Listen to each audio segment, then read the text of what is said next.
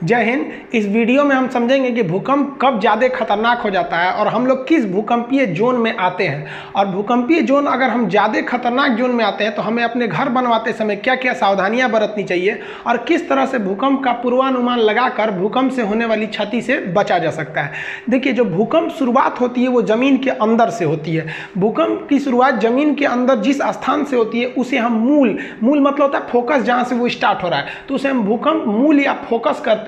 ये जमीन के अंदर होता है और सबसे पहले भूकंप जो जमीन पर जहां टकराता है उसे हम लोग ईपी सेंटर कहते हैं, हिंदी में कहते हैं अधिकेंद्र। तो ये अधिकेंद्र सरफेस पर पाया जाता है जबकि फोकस जमीन के अंदर रहता है। अब जैसे यहां देखिए, यहां से भूकंप उत्पन्न हो रहा है। ये भूकंप क्यों उत्पन्न होता है ये आगे समझाएंगे। तो ये हो गया इसका फोकस और ये ऊपर जमीन है, यहाँ छोटिया खड़ी है, ये छोटुआ खड़ा है, ये सब मिलने आया था सब, तब तक भूकंप आ गया और दोनों के बीच में जाके टकराया भूकंप। तो ये जगह हो गया ईपी सेंटर अधिकेंद्र। यहीं पर सबसे ज्यादा नुकसान होगा। इसके जैसे जैसे इस एरिया से दूर जाते जाएंगे नुकसान थोड़ा सा घटते जाएगा। अब नेपाल में आया था जो भूकंप, उसका ईपी सेंटर नेपाल में था और यूपी बिहार उससे सटे थे, सर इंडिया का, नॉर्थ इंडिया का ऊपर एरिया, उसको भी हिला दिया, लेकिन नेपाल को तो तबाह ही कर दिया। तो कहेगा सबसे ज्यादा क्षति कहाँ होती है, तो ठीक ईपी सेंटर के पास। ईपी सेंटर से सर्किल में दूर जाते जाएंगे तो उसकी इंटेंसिटी, तीव्रता घट जाती है।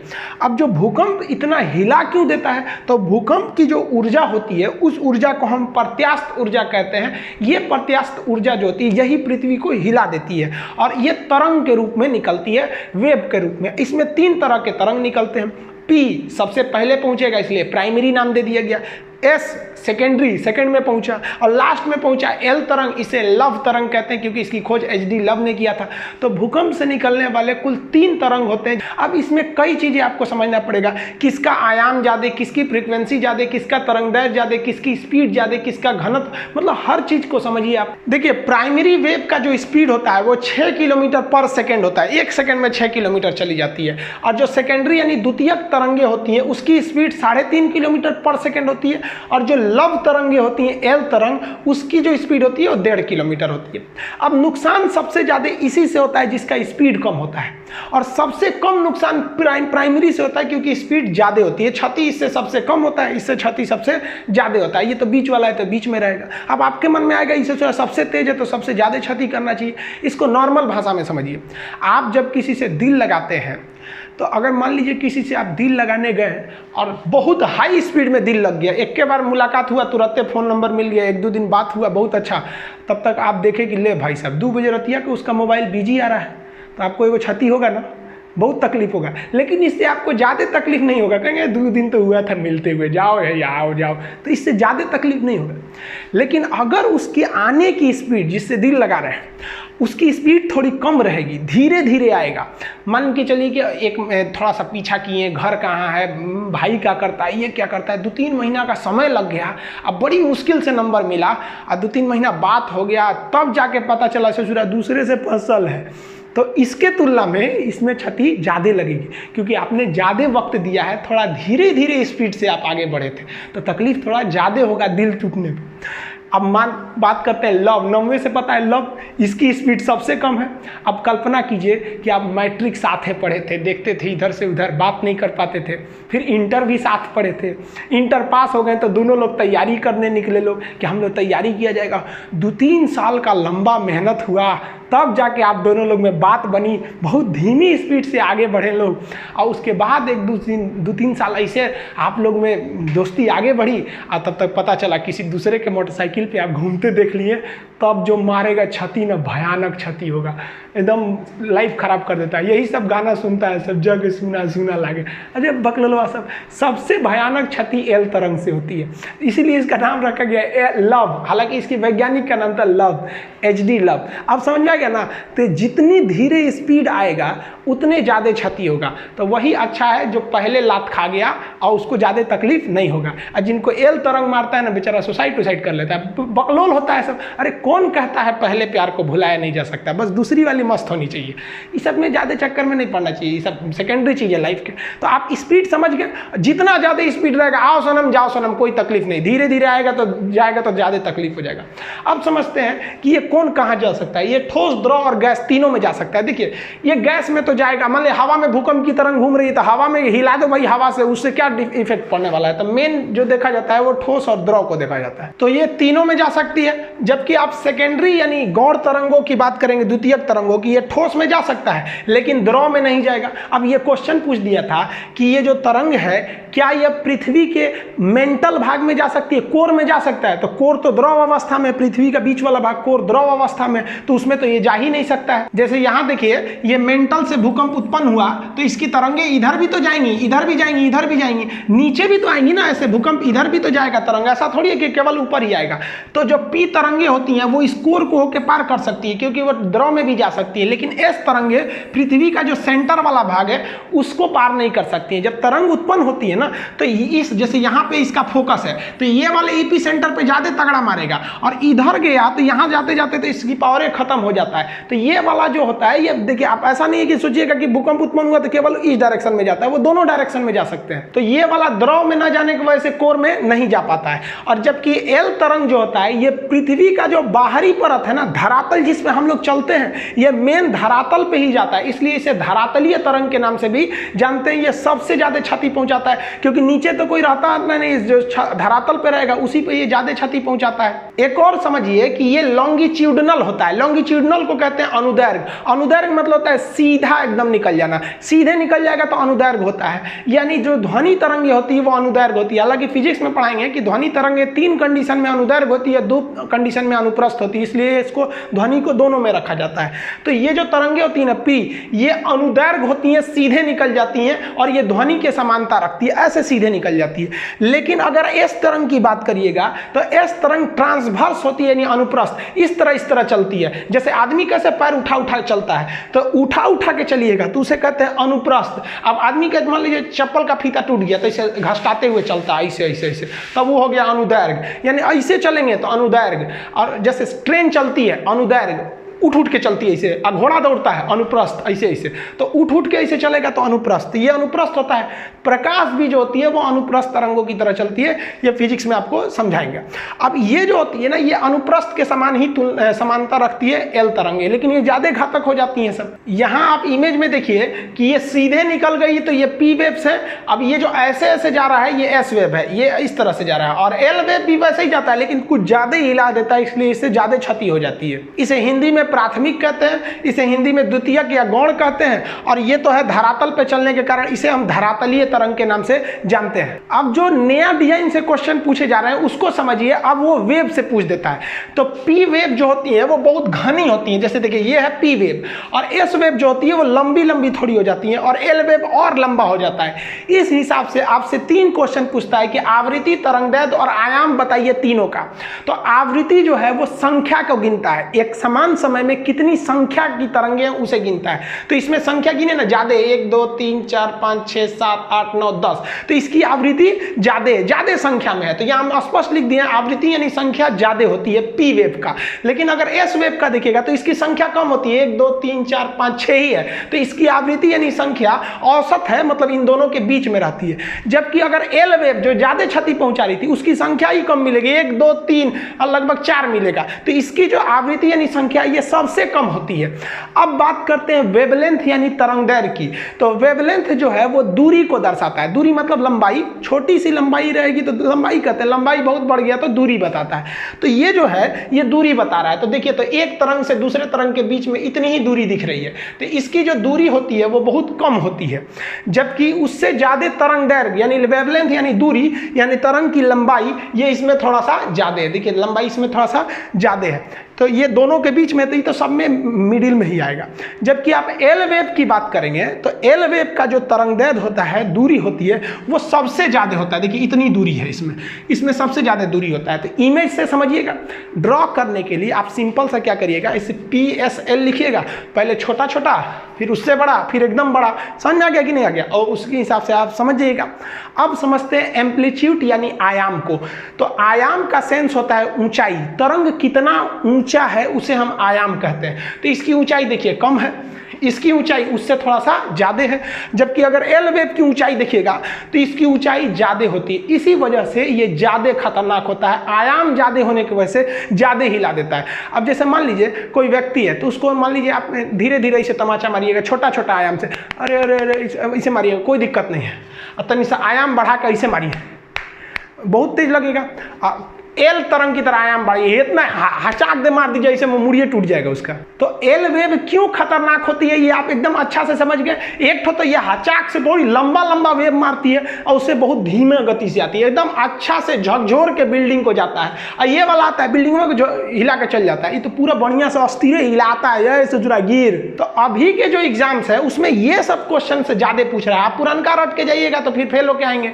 भूकंप के कारण देखिए, भूकंप का पहला कारण जो होता है नवीन वलित पर्वत। वलित पर्वत जो मुड़ के ऐसे बना है, फोल्डेड माउंटेन है। हालांकि ये कोई खास कारण नहीं है, ये मेन कारण है प्लेट टेक्टोनिक का। अब जो सबसे महत्वपूर्ण कारण होता है प्लेट, विनाशीय प्लेट का किनारा। हैरी हैस ने प्लेट टेक्टोनिक का सिद्धांत दिया था, वो नेक्स्ट चैप्टर में हम आपको समझाएंगे। प्लेट क्या होता है कि हम लोग जिस जमीन पे खड़े हैं ये जमीन बहुत मोटी है। जैसे आप अपने घर में 2 मंजिला 3 मंजिला पे खड़े होते हैं ना, तो आप लिंटर की ढलैया पे खड़े होते हैं जो महज 4 से 6 इंच का ढलैया होता है, उस पर आपका पूरा घर रोक लेता है। तो जिस पृथ्वी पे खड़े हैं ना, ये भी एक ढलैया मिट्टी का है, और वो कितना मोटा है पता है, 100 किलोमीटर मोटा है। और जहाँ थोड़ा सा गहरा है उसके ऊपर पानी भर गया तो समुद्र हो गया। तो समुद्र जो दिख रहा है वो भी एक जमीन का हिस्सा है। 100 किलोमीटर ऊंचा जमीन है, उसमें थोड़ा सा ऊपर से धंसा दीजिए, समुद्र की गहराई कितनी होती है, 10 मैक्सिमम गहरा हो गया मारियाना ट्रंच 11 किलोमीटर। तो 100 किलोमीटर से ऊपर से धंसा दीजिए 11, तो उसमें पानी भर जाएगा तो समुद्र हो जाएगा। और नहीं तो उसके नीचे तो पूरा मिट्टी है ही है, तो लिथोस्फीयर का निर्माण कर देते हैं। तो हम लोग जिस पर खड़े हैं वो भी प्लेट है जिसकी मोटाई 100 किलोमीटर है, और ये प्लेट दूसरे प्लेट से जैसे टकराएंगे ना तब आपका वहां आ जाएगा भूकंप। हम ये प्लेट को आपको प्रैक्टिकली एग्जांपल देकर समझाएंगे कैसे टकराते हैं, सब 3D में।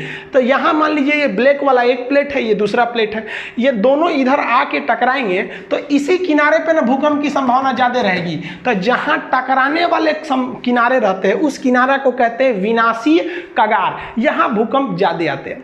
अब इसमें 2 चीजें होती हैं, प्लेट अगर आपस में आके सटेंगे तो उसे कहते हैं अभिसरण, ये ज्यादा डेंजर होता है। और प्लेट अगर दूर हटेंगे तो इसे कहते हैं अवसरण। अवसरण में जैसे जैसे प्लेट हटेगा ना तो पृथ्वी के अंदर का ज्वालामुखी का मैग्मा धड़धड़ा के बाहर आ जाएगा। तो जब दूर हटता है तो उससे ज्वालामुखी आते हैं, वो भूकंप के लिए नॉर्मल माना जाता है। जबकि ज्यादा खतरनाक होता है प्लेटों का अभिसरण खतरनाक होता है, जहां प्लेट टकराएंगे वहां भूकंप ज्यादा आएगा। अब इसी का सिद्धांत दिया था रीड महोदय ने। रीड ने दिया था प्रत्यास्थ प्रचलन सिद्धांत। इन्होंने कहा था कि जब एक प्लेट दूसरे प्लेट से टकराती है या दूर हटती है तो इसकी एक क्षमता होती है, कितना भी खींच दीजिएगा इसे दूर हटाने के लिए तो टूटेगा नहीं, लेकिन एक मैक्सिमम क्षमता के बाद ये टूट जाएगा, तब भूकंप आएंगे। या आपस में सटाइएगा तो ये मुड़ेंगे नहीं, इनके अंदर एक इलास्टिसिटी होती है, लेकिन उससे ज्यादा ढकेल दीजिएगा तो ये मुड़ जाते हैं, जिससे कि भूकंप आ जाते हैं। तो ये रीड का सिद्धांत कई बार पूछा है कि रीड का सिद्धांत किससे संबंधित है, तो आप इतिहास भूगोल में चल जाता है, तो ये भूकंप से संबंधित है। अब मान लीजिए कि जहां 2 प्लेट आपस में टकरा रहे हैं और उसी के ऊपर आप बिल्डिंग बना दीजिए तो मानव जनित कारण हो जाएंगे, भाई वहां बनाने की क्या जरूरत है। अब मान लीजिए अंटार्कटिका में भूकंप आएगा तो हमको क्या मतलब है भाई साहब वहां भूकंप आए चाहे नहीं है। भूकंप तभी खतरनाक होता है जब उसका मानव पर प्रभाव पड़े। मानव पर प्रभाव नहीं पड़ेगा कोई दिक्कत नहीं है, तो मानव तो जानबूझ के भूकंप का कारण बन रहा है कि जो प्लेट टेक्टोनिक संवेदनशील विनाशी एरिया वहीं पे आप जाके बांध बना दीजिए, सड़क बना दीजिए तो टूटबे करेगा। भूकंप जो है उनकी 5 पेटियां हैं। पेटी का मतलब बेल्ट है कि यहां तो भूकंप एकदम भयानक आना ही आना है, जिसमें सबसे महत्वपूर्ण पेटी है प्रशांत महासागरीय पेटी। आपको बताएं कि जो प्लेट है 100 किलोमीटर, अगर ऊपर से 10 किलोमीटर धंस गया तो वहां महासागर बन जाएगा। तो आप महासागर को ये मत सोचिएगा कि प्लेट नहीं है, नीचे तो उसके भी जमीन है। तो ये महासागरीय पेटी, यहाँ पर 60 से लगभग 63% भूकंप यहीं आते हैं, सबसे ज्यादा भूकंप। और इस भूकंप का कारण क्या है, अभिसरण है। पहले इसको आप मैपिंग द्वारा समझिए तब आप समझ पाएंगे। यहाँ पर आप देखिए कि प्रशांत महासागर 2 जगह है, एक ये भी प्रशांत महासागर है और ये भी प्रशांत महासागर है। एक्चुअली ये 2 जगह नहीं है, पृथ्वी गोल है। अब मान के चलिए कि कोई चीज मेरे नाखून के पास है, इसको खोलेंगे तो आधा इधर चला गया आधा इधर चला गया। वही अगर यहाँ देखिएगा तो प्रशांत महासागर एक ही जगह यहाँ बना दिए। तो जो प्रशांत महासागर का प्लेट है वो इस साइड से आप देखिएगा कि उत्तरी और दक्षिणी अमेरिका से टकराता है, तो यहाँ पर भूकंप की संभावना ज्यादा बढ़ जाती है। तो प्रशांत महासागर एक साइड में तो अमेरिका से अभिसरण यानी टकरा रहा है, और वही इस साइड में देखेंगे तो वो एशिया वाले प्लेट से टकरा रहा है, जिस वजह से यहाँ भूकंप बहुत ज़्यादा आने लगते हैं सब, और ज्वालामुखी भी आने लगती है। ऐसे टकरा के हट जाएंगे, मान लीजिए अगर टकरा के टूट गया तो ज्वालामुखी भी आएगा, भूकंप भी आएगा। इस वजह से अगर आप इसको एक दोनों मैप को आपस में जोड़ेंगे तो प्रशांत महासागर इस तरह से हो जाता है। तो ये गोल एरिया लगभग डिसाइड कर देता है, तो जिसे भूगोल की भाषा में रिंग ऑफ फायर कहते हैं, अग्नि वलय, क्योंकि भूकंप ज्वालामुखी आते रहता है तो आग धधकते रहता है, तो इसलिए इसे अग्नि वलय कहते हैं। आपसे कहेगा कि प्रशांत महासागर का जो अग्नि वलय है वो किस लिए है, तो याद रखिएगा वो ज्वालामुखी और भूकंप दोनों के लिए है। ये सबसे बड़ा भूकंपीय क्षेत्र आता है प्रशांत महासागरीय पेटी। ये अभिसरण होता है किस में, तो प्रशांत महासागर का एक ओर एशिया से और प्रशांत महासागर का दूसरी ओर अमेरिका से अभिसरण होता है, जिसे हम रिंग ऑफ फायर या अग्नि वलय कहते हैं। ये भूकंप और ज्वालामुखी दोनों के लिए है। समुद्र में भूकंप आता है तो सुनामी आ जाती है, सुनामी आपको अलग से बताएंगे। भूकंप की जो दूसरी पेटी होती है जिसमें हम लोग आते हैं उसे कहते हैं मध्य महाद्वीपीय पेटी। ये दुनिया के महत्वपूर्ण महाद्वीपों के बीचों बीच से निकल जाती है, इसलिए इसे मिड कॉन्टिनेंटल बेल्ट कहते हैं, मध्य महाद्वीपीय पेटी। इसका भी मेन कारण जो है वो अभिसरण ही है। हम आपको बताए हैं कि अभिसरण में ज़्यादा खतरनाक होता है और अवसरण में कम खतरनाक होता है। इसको भी आप मैप से समझिए कि जैसे ये देखिए पूरी दुनिया यहाँ पर, अब जो हम लोग मध्य महाद्वीपीय पेटी कहाँ पर है, ये रेड वाला एरिया देख रहे हैं, ये अटलांटिक महासागर के केप वर्डे द्वीप से चालू होता है और ये यहाँ तक जा रहा होता है। ये मध्य महाद्वीपीय पेटी है। इस पेटी को देखेंगे तो यहाँ दो प्लेटें आपस में टकरा रही हैं।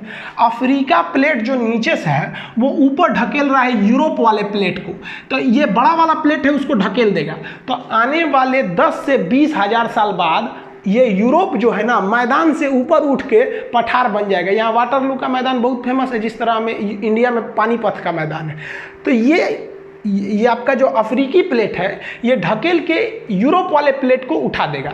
तो जहाँ ढकेलने वाला जो जहाँ जुड़ेंगे वहीं पर भूकंप आएगा। तो ये डॉटेड लाइन है, इस लाइन के आसपास जो रहेगा वहाँ पर भूकंप आना ही है। अब यूरोप का इधर वाला एरिया आएंगे तो ये एशिया और यूरोप लगभग आपस में मिलते रहते हैं, इसलिए इसका टेक्निकल नाम है यूरोप और एशिया यानी यूरेशिया।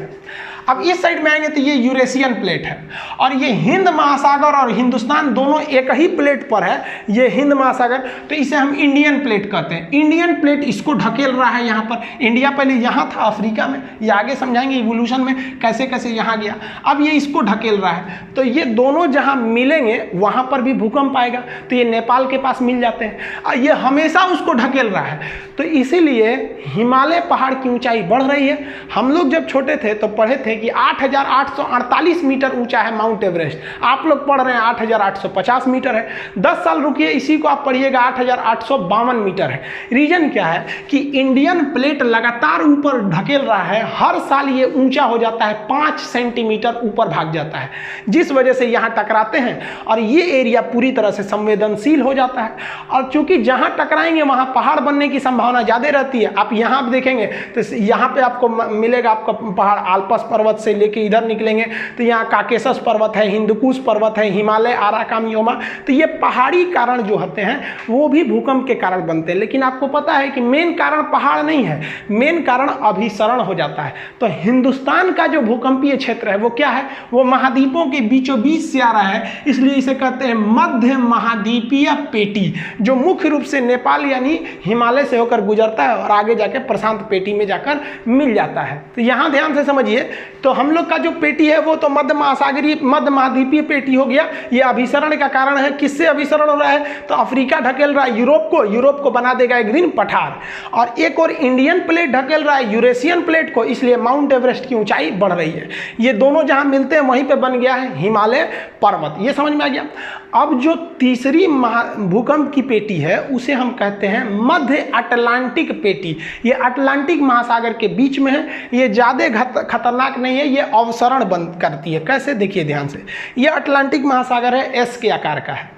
इसमें क्या है कि इधर का प्लेट इधर जा रहा है और इधर का प्लेट इस साइड जा रहा है। तो ये अभिसरण नहीं हो रहा है जो खतरनाक होगा, बल्कि ये अवसरण हो रहा है। तो तो प्लेट जब दूर जाएंगे तो पृथ्वी के अंदर का जो मैग्मा है वो बाहर धधक के निकलेगा ज्वालामुखी से, तो मैग्मा इसमें बाहर निकल जाता है और ठंडा होकर वो एक चट्टान बना लेगा और ये लगातार फैल रहा है इसलिए लगातार मैग्मा निकलेगा और इसके अंदर एक बड़ा सा चट्टान बन गया है। समुद्र के अंदर डूबे हुए चट्टान या पहाड़ को हम रिज या कटक कहते हैं। तो इसके कारण क्या हो गया, यहाँ ज्वालामुखी आते हैं और वही ज्वालामुखी का मैग्मा ठंडा होकर एक कटक बना लिया है। तो ये दुनिया का सबसे लंबा कटक कहेगा तो मध्य अटलांटिक कटक है, क्योंकि अटलांटिक महासागर के बीचों बीच में है ये मध्य अटलांटिक कटक। तो ये मध्य अटलांटिक में अवसरण होता है जिससे क्या निकलते हैं, ज्वालामुखी, और इसी ज्वालामुखी के जमाव से कटक का निर्माण हो जाता है उस एरिया में। देखिए पृथ्वी पर अगर आप प्लेटों की बात करेंगे तो बड़े बड़े 7 प्लेट हैं जिसमें मुख्य रूप से महाद्वीप हैं, और छोटे छोटे प्लेटों की संख्या क्या करेंगे तो लगभग वो 20 है, लेकिन 20 फेमस नहीं है। उन 20 में से कुछ ऐसे भी छोटे प्लेट हैं जो ससुरे भूकंप ला देते हैं, तो उन्हें हम यहाँ लिखे हुए हैं। अब एक एक करके समझा देते हैं। हालांकि एप्लीकेशन पे तो इसका PDF वगैरह सब आज ही डाले हैं, अभी तो एप्लीकेशन आप लोग के लिए खुला नहीं है, वो जस्ट बताएंगे हम किस दिन खुलने वाला, अब 1 से 2 दिन में उसको खोल देंगे। तो इसको आप मैपिंग के हिसाब से समझिए। इन तीनों को पहले समझा देते हैं, फूका प्लेट, कोकोस प्लेट और नजका प्लेट, ये कहाँ पर है सब इसको ध्यान से समझिए। अमेरिका जो है, उत्तरी अमेरिका, तो अमेरिका के जस्ट इस साइड में, पश्चिम साइड में प्रशांत महासागर में, यहाँ पर एक है फोका प्लेट। तो ये फोका प्लेट अमेरिका में भूकंप ला देता है क्योंकि प्रशांत महासागर वाला आके इसको ढकेल देता है, तो यहाँ भूकंप आ जाते हैं। यहाँ पर मैक्सिको के जस्ट इधर में है कोकोस प्लेट। अब याद रखिएगा, यहाँ एक कोको द्वीप है, यहाँ एक कोकोस द्वीप है, ना ये कोको है ना ये कोकोस है, ये कोकोस है लेकिन ये कोकोस प्लेट है। ये कोकोस प्लेट कहां लाता है तो प्रशांत महासागर में मैक्सिको के तट पर भूकंप लाता है। नजका प्लेट, ये कई बार यूपीएससी में पूछा है, नजका प्लेट कहां है, तो नजका प्लेट एक छोटा सा प्लेट है, वो प्रशांत महासागर में है लेकिन वो पेरू तट के पास है नजका प्लेट। तो ये छोटे छोटे प्लेट हैं लेकिन ससुरे विनाशी प्लेट है, दूसरे से टकरा रहे हैं।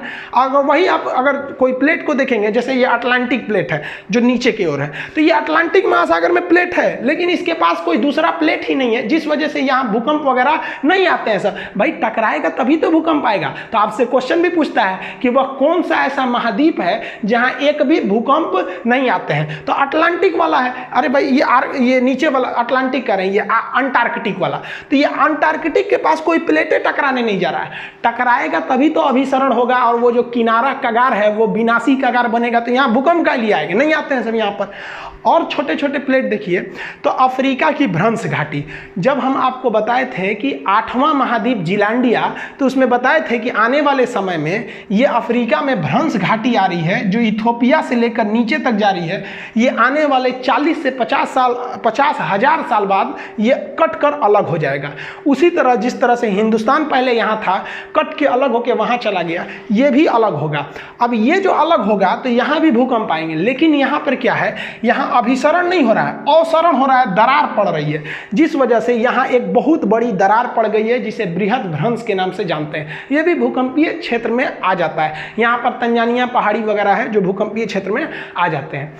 और अगर और छोटे प्लेट की बात करेंगे तो ये वाला इंडिया के अंडमान के पास है। अंडमान के पास एक छोटा सा प्लेट है जिसका नाम है बर्मा प्लेट। म्यांमार का पुराना नाम बर्मा प्लेट। यही बर्मा प्लेट 26 दिसंबर 2004 को टकरा गया था इंडियन प्लेट के पास, सुमात्रा द्वीप के पास, जिससे भयानक सुनामी चली आई थी। समुद्र में आने वाले भूकंप को हम सुनामी कहते हैं।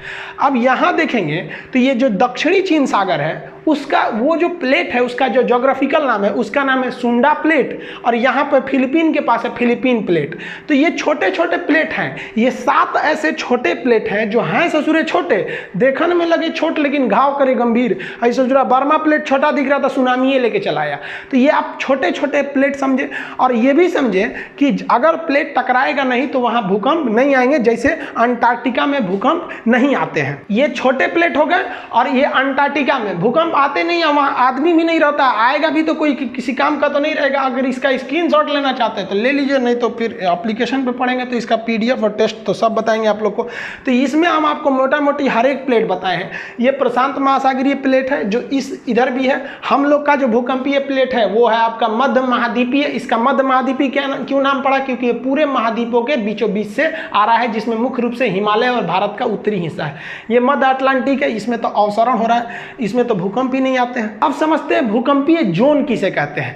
वह एरिया जो प्लेटों के कगार के पास जहां टकरा रहे हैं ठीक वहीं पे आ जाएगा तो उसका भूकंपीय जोन ज़्यादा खतरनाक वाला हो जाएगा, उससे दूर जाएंगे तो कम खतरनाक। तो भूकंप के खतरे को भांपते हुए हम एरिया को बांट देते हैं, ये ज़्यादा संवेदनशील है, ये कम संवेदनशील है, उसे हम भूकंपीय जोन कहते हैं।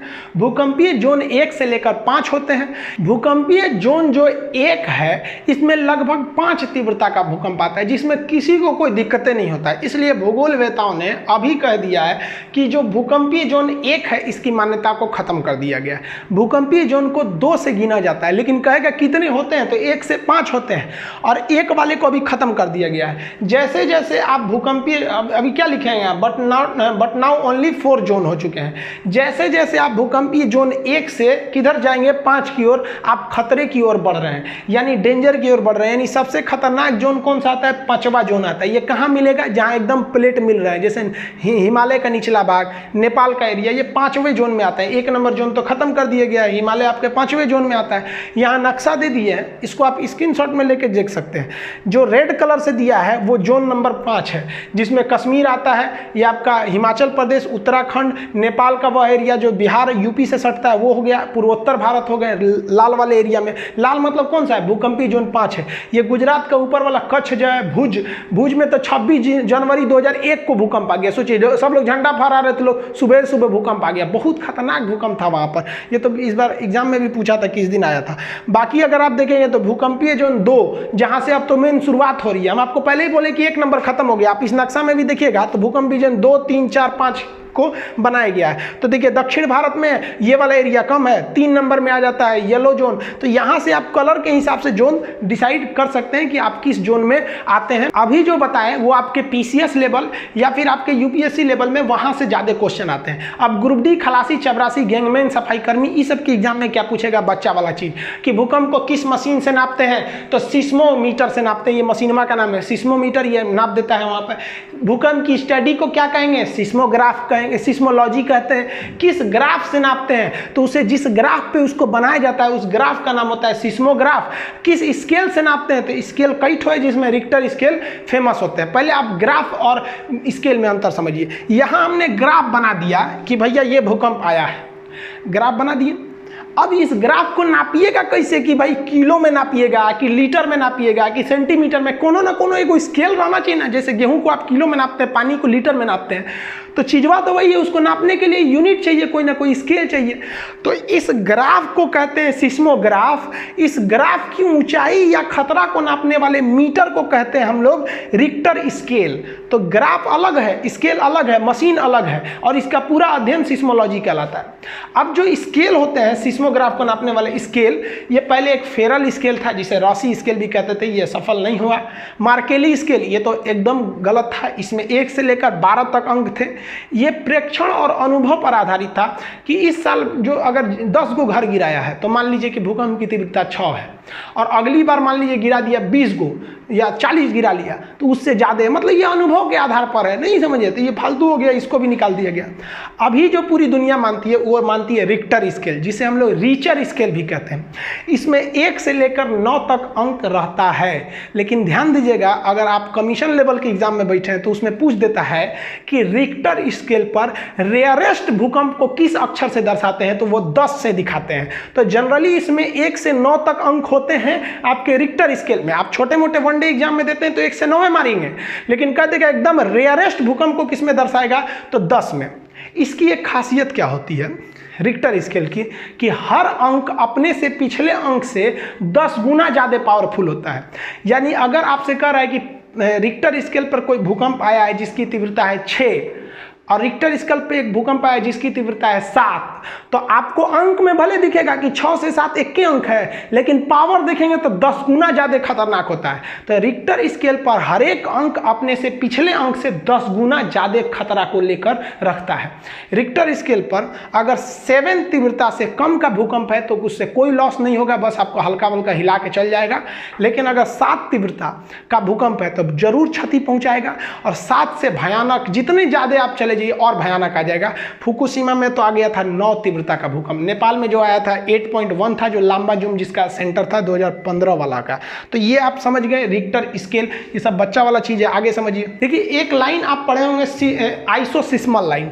आइसोसिस्मल लाइन जो होता है उसे हम समान तीव्रता यानी समान क्षति वाले एरिया को मिलाता है। जैसे मान लीजिए कि यहाँ भी आया 6 तीव्रता का भूकंप, यहाँ भी आया 6, यहाँ भी आया 6, यहाँ 6, लेकिन यहाँ आ गया 7। तो आइसोसिस्मल लाइन कैसे खींचेगा, इसे मिला दीजिए।